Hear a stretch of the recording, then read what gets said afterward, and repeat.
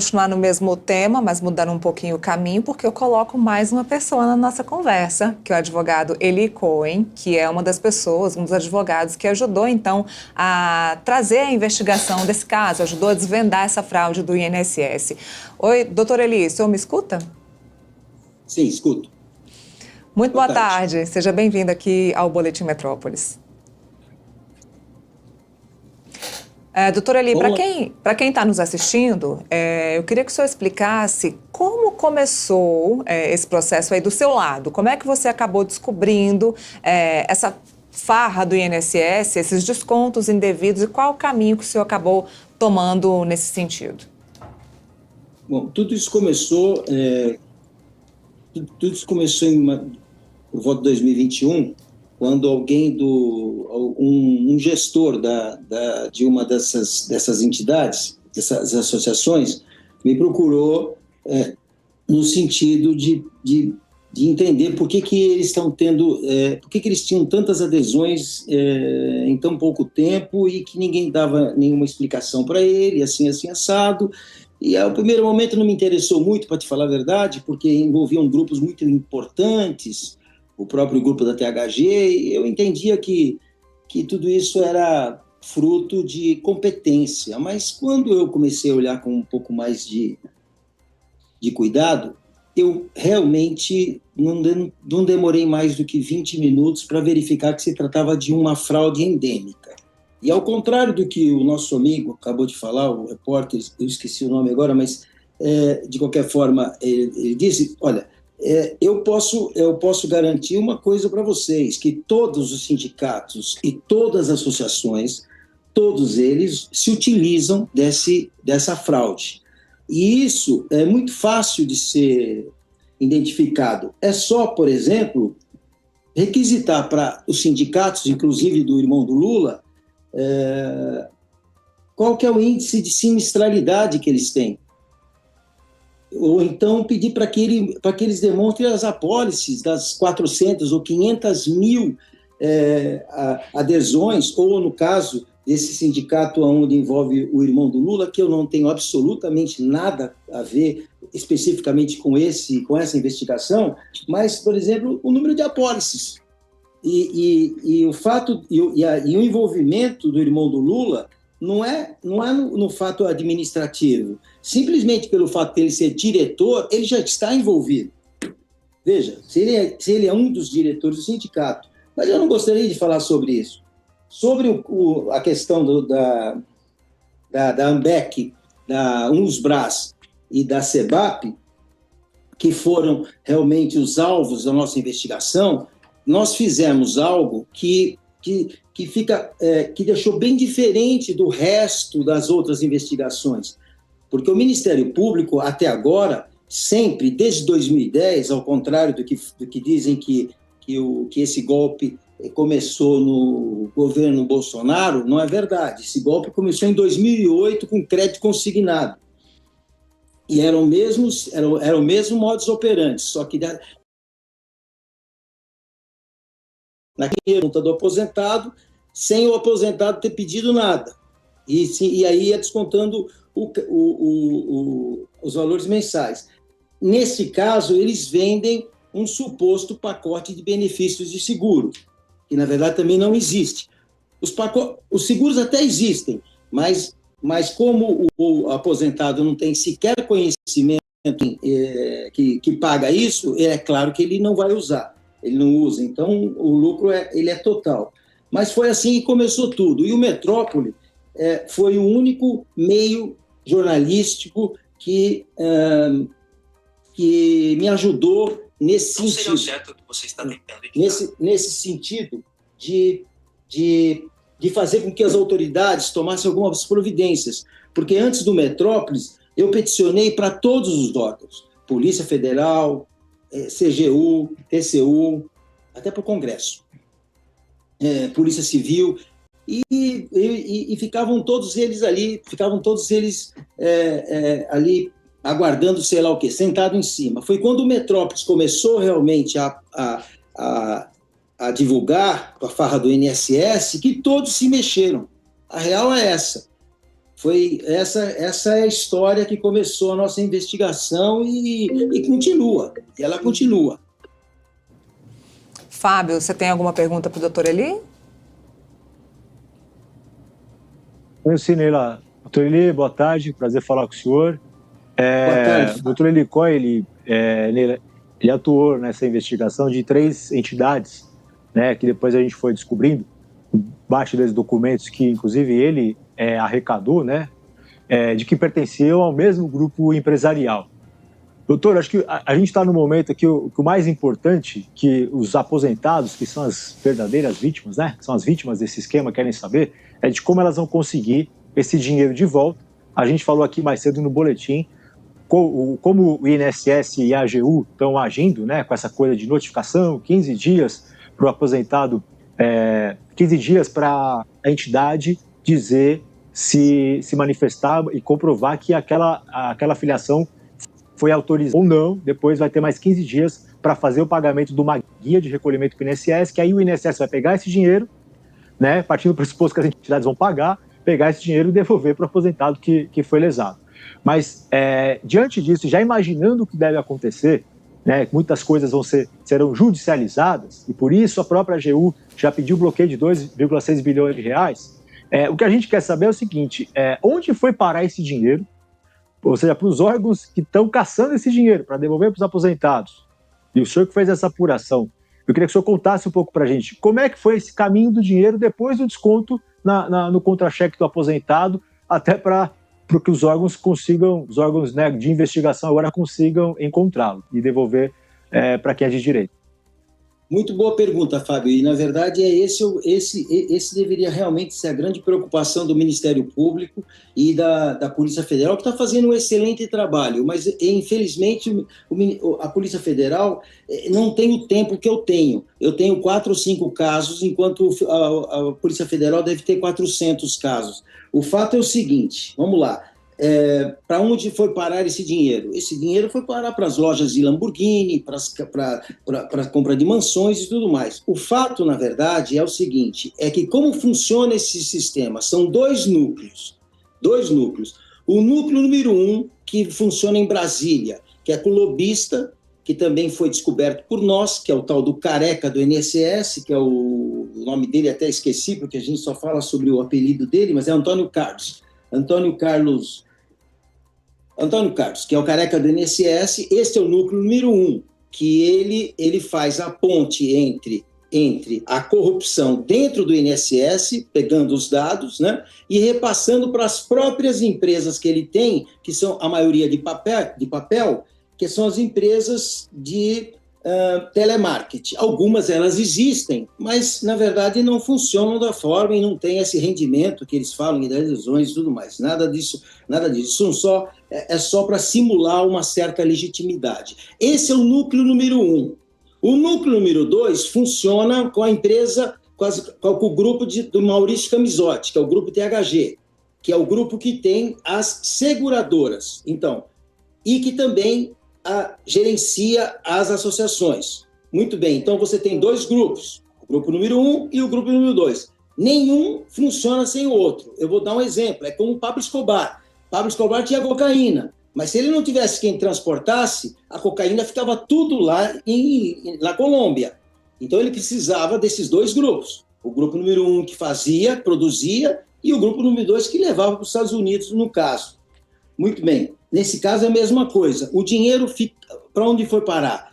Muito bem, 27,5% para o careca do INSS, que praticamente comandava toda a operação de aquisição de dados irregulares do INSS, e o restante, que é 70 e poucos por cento, para o grupo da THG, que fornecia esses supostos pacotes de benefícios. Né? Eles se escondem, Maurício Camisotti, que é o capo de toda essa organização criminosa, ele se esconde no fato de que ele só é fornecedor de serviço, mas na verdade é ele e é o pessoal dele que administra todas as associações, certo?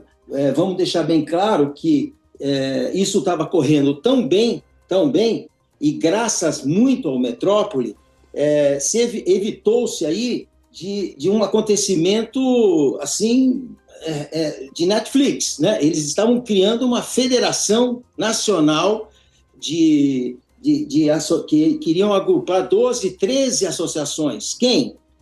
Maurício Camissotti e o Antônio Carlos Camilo Careca do INSS, que inclusive já tinha até sua sede comprada aí em Brasília, e eles iriam ali fazer com requintes de máfia uma associação tão forte que a pretensão deles era indicar elementos para dentro do INSS e assim por diante. É o que eles fazem hoje, na verdade, né? Só que com muito mais poder. Isso foi evitado em função dessa enxurrada de notícias da farra do INSS que vocês deram causa e que depois as autoridades não tiveram outra a não ser investigar. A Polícia Federal hoje realmente faz um bom trabalho, tem equipamentos até muito melhores do que os meus, mas a questão é que nada que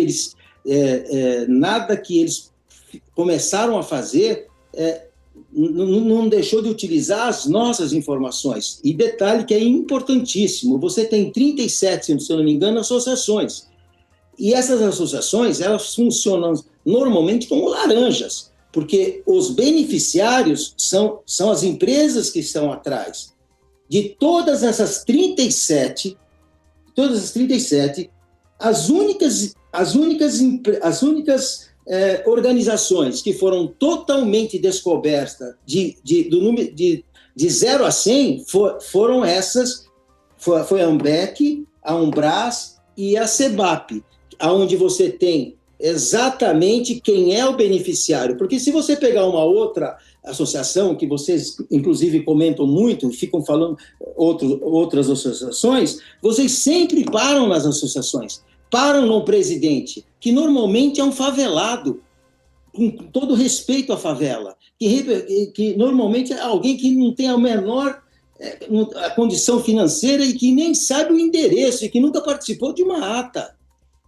O que tem que ser feito, na verdade, é o mesmo trabalho que nós fizemos para essas 3 associações, certo? E encontrar quem são os beneficiários desses milhões que passaram por essas associações laranjas, sem fins lucrativos. Então, não sei se acabei respondendo sua pergunta, mas o dinheiro todo desses aposentados estão na mão desses 2 núcleos. O núcleo número 1 de Brasília, que é comandado pelo Careca, e o número 2, que é aqui, que é o grupo de Maurício Camissotti.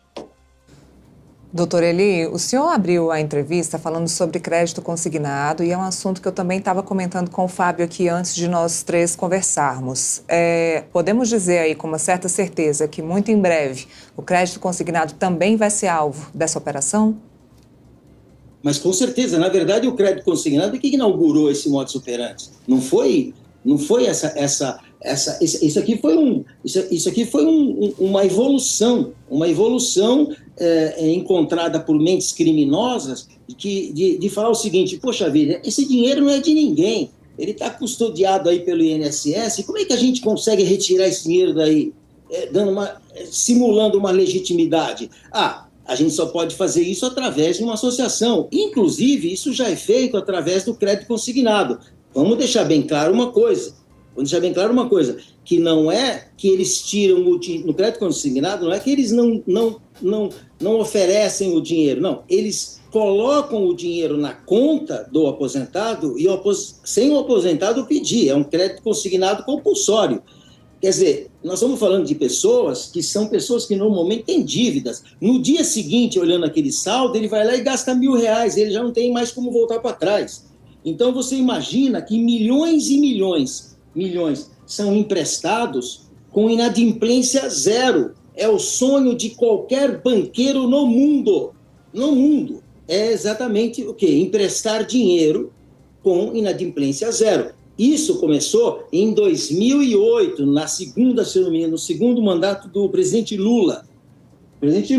Isso começou ali. Tanto que, se vocês vão se recordar, que a presidente do Palmeiras, eu esqueci o nome dela agora, e o marido dela, que se não me engano era dono da Crefisa, a Leila. Eles ficaram milionários fazendo exatamente isso, quando foram pegos e tiveram que pagar uma indenização, se eu não me engano, de 150 milhões, que na minha opinião, dessa vez, não deveria ser o INSS a devolver esse dinheiro, e sim esses empresários que estão por detrás, seguradoras importantes, sabe? Seguradoras, empresas que ficam, que parecem ser empresas idôneas e tudo mais, e que têm realmente um trabalho idôneo, um trabalho paralelamente idôneo, mas essa parte criminosa, ela é extremamente organizada, e essa é a dificuldade no Ministério Público.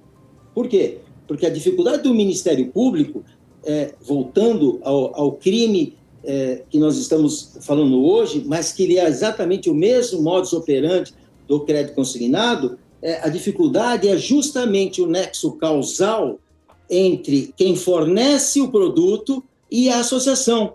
Porque quando chega no processo, a polícia faz todo esse negócio, mas quando chega no processo, os advogados, que normalmente são os melhores advogados, entre aspas, do Brasil, né, que defendem esses criminosos, eles vão lá e colocam dúvida em relação ao dolo da empresa que está fornecendo o serviço. Por quê? Porque eles não conseguem efetivamente a ligação entre a gerência da associação e a empresa beneficiária. Então, a empresa que, de fato, é beneficiária, ela fica aparentemente apenas como uma fornecedora de serviço. E é o favelado coitado, que preside a associação, que é o culpado. É assim que funciona. E digo para vocês, todas as associações, fora a AMBEC, a Umbrás e a SEBAP, todas elas, o Ministério Público vai ter muita dificuldade em definir o dolo de quem realmente foi o beneficiário daquele desvio, colocando a culpa na associação, que na verdade é uma vítima. Fábio, pergunta para o doutor Eli? Achei importante o doutor ele explicar essa coisa do consignado, Neila, porque às vezes a gente uma distinção que existe entre esses dois golpes, né? A associação, essa entidade, vai lá e só saca o dinheiro, né? Ela vai lá, afilia e retira. No consignado, então, o doutor Eli estava explicando que às vezes o banco, a financeira, coloca o dinheiro na conta do aposentado e depois começa a descontar mensalidades ali, né? E, inclusive, a gente estava lendo ontem aqui na redação em São Paulo que uma auditoria da CGU, feita em 2023 sobre os consignados, e essa questão dos consignados, de fato, Neila, você disse também mais cedo, né? Ela é antiga, né? Esse período que o doutor Eli falou, 2008, foi o estímulo que o governo Lula lá atrás ofereceu para trazer mais dinheiro para movimentar a economia brasileira. Essas denúncias, reclamações relacionadas a consignado vêm há muitos e muitos anos, né? E esse relatório da CGU, a gente estava analisando ontem, mostra que, inclusive, eles estavam cobrando taxa de juros acima do teto, que para você operar um empréstimo consignado, que é um crédito seguro para o banco, né? O banco não vai ter inadimplência, porque ele vai lá e desconta direto da folha de pagamento da pessoa que tomou o empréstimo. Você tem que operar um certo limite de juros, né? Então, o juros é menor, por isso que as pessoas vão lá, e é menor porque o banco tem uma segurança de que aquele dinheiro vai ser pago todo mês. E eles estavam operando, inclusive, acima do teto de juros, isso que mostrou uma auditoria da CGU. E, de fato, acho que o caminho, a investigação da Polícia Federal vai chegar, porque, como disse o doutor Eli, e eu estava falando mais cedo também, os operadores são os mesmos, né? Nessa captura de dados, de como aparelhar os públicos, no caso ali o INSS, para conseguir aplicar esse tipo de golpe.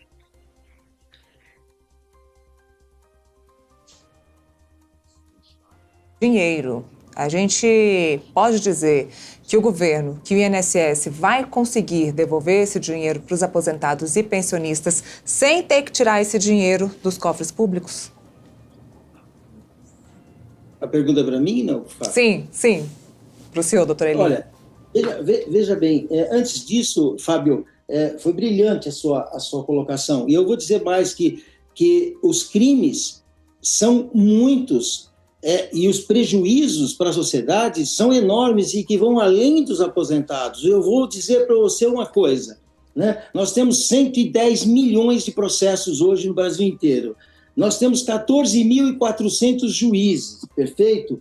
Nós temos uma qualidade de sentenças que, me desculpa, devem ser do nível das piores do sistema judiciário mundial. E não é por culpa do juiz, é porque, na verdade, são muitos processos para poucos juízes. Aí vem uma organização desgraçada dessa para roubar, não o INSS, roubar o aposentado, que é pior ainda. E quando você assalta um banco, você rouba o banqueiro. Quando você assalta o correntista, você está assaltando o correntista. No caso, esse crime que nós estamos falando agora é muito cruel, mas vamos lá, voltando. O fato é o seguinte, são outras situações reflexas que atingem a sociedade inteira, como, por exemplo, o que eu acabei de falar, eles acumulam milhares e milhares e milhares de ações judiciais que poderiam estar dando lugar a litígios legítimos e necessários para que a gente possa ter uma qualidade melhor de uma sentença. Então, só uma AMBEC, simplesmente para satisfazer as necessidades, a ganância de um empresário como esse Maurício Camisódio de sua organização criminosa, só a AMBEC são 50 mil processos. Significa, você imagina só, cada fase de um processo, entendeu? Que é um oficial de justiça que faz uma intimação e que aí que tem a contestação.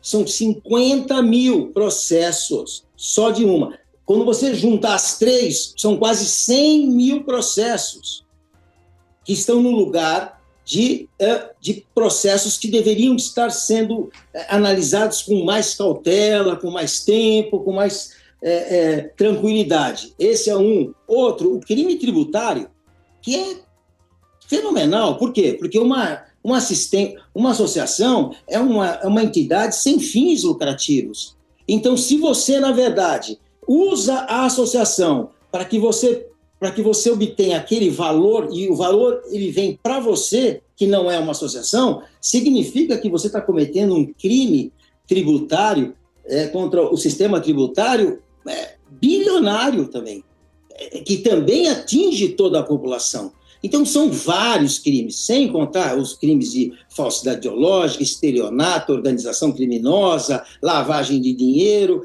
mas o importante é que isso não atinge só o aposentado, atinge você, o Fábio, atinge todos, indiretamente. E isso precisava realmente acabar. E um detalhe importante é que essa historinha da carochinha de que um ministro ou então o presidente do INSS está investigando o quê? Se, na verdade, se o sistema dele aparece todo mês 400 mil pedidos de cancelamento, o que mais ele tem que investigar?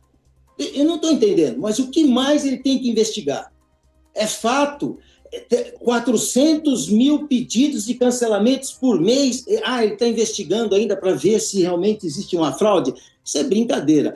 No fundo, estava todo mundo mamando, todo mundo ganhando, esses empresários são especialistas nisso, de comprar essas pessoas que agora foram afastadas. Espero que essas que estão no lugar realmente coloquem as coisas no lugar e que, na verdade, os aposentados definitivamente têm uma razão para acreditar que, pelo menos, a custódia do dinheiro deles no final da vida seja realmente feita de forma legítima.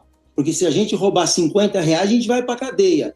Mas uma entidade ali, um órgão governamental, que ela tem a obrigação de custodiar o dinheiro do cara, o dinheiro do aposentado, ele permite que o dinheiro seja roubado, porque sem a anuência dele, sem o conluio dele, isso jamais teria acontecido, é triste. E tem mais uma situação, me desculpem alongar, os bancos também são responsáveis. Porque, veja, aí existe uma cadeia de responsabilidade onde todos parece que se juntaram num conluio para poder, no final, roubar esses bilhões. né? Eles não veem o aposentado como um aposentado, eles veem os bilhões que eles podem tirar por mês, né? Então, por exemplo, o Bradesco deveria seguir o princípio da vigilância e não aceitar, por exemplo, descontos por intermédio da instituição do Bradesco sem uma prova. Uma prova, a real é essa, entendeu? E outra, a prova não tem que ser feita pelo aposentado. A prova tem que ser feita por quem está dizendo que, na verdade, ele assinou. Não é o aposentado que tem que dizer que não assinou. É eles que tem que dizer que o aposentado se filiou. E eles não têm essa prova. Doutor Eli, eu agradeço muito sua participação aqui no Boletim Metrópolis. Esse é um assunto que não vai acabar tão cedo. Ainda vai ter muito desdobramento, tanto na política, quanto dentro do próprio INSS, quanto até mesmo na Polícia Federal, aí com a operação. E vamos ver se isso vai dar sentido, vai dar continuidade aí com o crédito consignado. Doutor Eli, muito obrigada pela participação com a gente. Se vocês continuarem, isso vai acontecer. Se vocês pararem, isso vai acontecer como sempre aconteceu aqui no Brasil. Nós não vamos parar. Não é, Fábio? Não vamos parar. Vamos continuar sim. Então vamos lá, podem contar comigo. Maravilha, obrigada. E Fábio, obrigada também, viu? Muito obrigada pela participação aí com a gente, Fábio. Eu que agradeço, Neila, e se você me permite, só para fazer um desfecho aqui da sua pergunta, porque o doutor Eli falou do componente jurídico ali, desse imbróglio todo, né, da morosidade da justiça, né, sobre o fato da gente ter que pagar no fim essa conta, né, o dinheiro público, é porque a gente vê o governo Lula muito pressionado para dar uma resposta rápida, né, para a sociedade, para devolver esse dinheiro para os aposentados, e eu senti isso já na semana passada, quando a ministra do Planejamento, Simone Tebet, já adiantou ali que, de fato, pode ser que uma parte dessa conta fique com a gente, fique com o governo, ou seja, para bancar, para devolver esse dinheiro, e depois a gente vai enfrentar essa batalha aí no campo jurídico aí que o doutor Eli estava falando. Então, assim, eu estou vendo que como o governo está pressionado a dar uma resposta rápida, eu imagino que vai ter dinheiro público para cobrir esse rombo agora, no começo, né? E depois, lá na frente, a gente vai ver se eles vão conseguir vencer essas ações e se essa conta vai fechar, pegando o dinheiro de quem desviou e o dinheiro para quem teve o dinheiro roubado ou para nós que vamos cobrir esse buraco. Seguimos acompanhando. Obrigada aos dois. Excelente tarde. Obrigado.